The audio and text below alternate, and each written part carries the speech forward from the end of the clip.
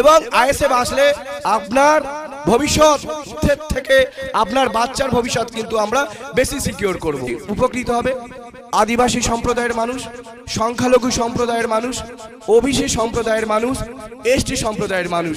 কারণ আমাদের এই সেকশনের মধ্যে বেশিরভাগই লোকজন নয় সিভিক পুলিশে আছে, নয় আইসিডিএস এর দিদিমণি হয়ে আছে, বা অন্য অন্য ক্যাজুয়াল ওয়ার্কে যুক্ত আছে। তাহলে আমাদের বিধায়ক সাহেব যেটা বলছেন যে মিনিমাম ওয়েজেস অ্যাক্ট আমরা চালু করব যদি পশ্চিমবঙ্গে কোনোদিন আমরা ক্ষমতায় আসতে পারি, তাহলে আমরা মিনিমাম একটা যে আর্নিংস দরকার সেই আর্নিংসটা আমরা কিন্তু গ্যারান্টি দেব। তাহলে দেশকে উন্নত করতে গেলে, এগিয়ে নিয়ে যেতে গেলে দেশের নাগরিকের আয় বৃদ্ধি প্রথম শর্ত দেশের মানুষের আয় বৃদ্ধি করতে হবে। তাহলে আয় বৃদ্ধির যে প্রকল্পগুলো কেন্দ্র সরকার বা রাজ্য সরকার নিয়েছে, আমরা একটু আলোকপাত করি। ভারতবর্ষ যখন স্বাধীনতা পেল তারপরে কিন্তু পঞ্চবার্ষিকী পরিকল্পনা শুরু হয়েছিল।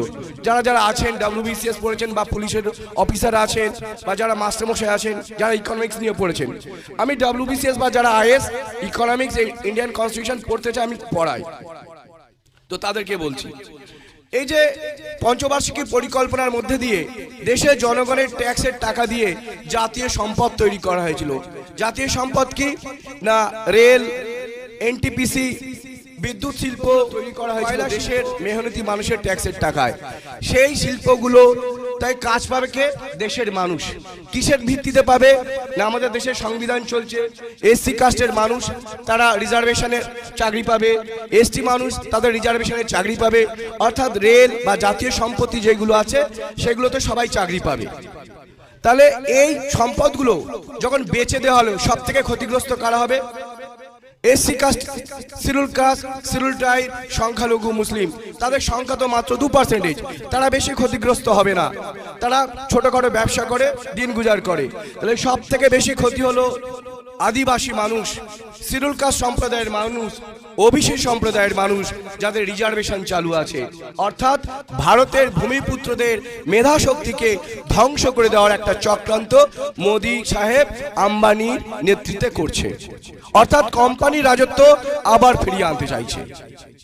তাহলে আমাদের দেশের যে নাগরিকের আয় বৃদ্ধি করার যে প্রকল্পগুলো ভারত সরকার এতদিন করেছিল দেশের মেহনতি মানুষের ট্যাক্সের টাকা দিয়ে, সেই টাকা কিন্তু আদানি ও আম্বানির হাতে তুলে দিল জলের দামে। তাহলে দেশের জাতীয় সম্পদ যখন আদানি আম্বানির হাতে তুলে দিচ্ছে, আমরা বুঝতে পারছি না, আর এখানে ধর্মের খেলা আপনাদেরকে মাতিয়ে রেখেছে। তাহলে এই ধর্মীয় রাজনীতি থেকে আমাদের বেরিয়ে আসতে হবে। এরই নাম ইন্ডিয়ান সেকুলার ফ্রন্ট। আমরা মানুষের আয় বৃদ্ধি হচ্ছে কিনা এটা আমাদের প্রশ্ন থাকবে। আমরা যখন ক্ষমতায় আসব আমরা আয় বৃদ্ধি করতে পেরেছি কিনা সেটা নিয়ে আপনারা প্রশ্ন তুলবেন। কটা মন্দির হলো, কটা মসজিদ হলো, কটা গির্জা হলো, এই প্রশ্নগুলো করবেন যারা ওই ক্ষেত্রে দায়িত্বে আছে। একজন শাসক সে সবসময় চেষ্টা করবে যে আমার দেশের মানুষ কিভাবে সুস্থ স্বাভাবিকভাবে বেঁচে থাকবে। তার দেশের মানুষের আয় বাড়লো কিনা, জিডিপি বাড়লো কিনা, হসপিটালের সংখ্যা বাড়লো কিনা, হসপিটালে যে পরিষেবাটা দেওয়া হয়েছে সেটা কোয়ালিটেটিভ হলো কিনা, যে শিক্ষা ব্যবস্থা চালু আছে আনুপাতিক হারে মাস্টার যাচ্ছে কিনা, সেই স্কুলের ইনফ্রাস্ট্রাকচার, ওখানে জলের ব্যবস্থা আছে কিনা, সেই জলটা কোয়ালিটেটিভ ওয়াটার কিনা, সত্যি কি ড্রিঙ্কিং যোগ্য কিনা, এই যে সামাজিক ইনফ্রাস্ট্রাকচারগুলো কিন্তু গড়ে উঠবে।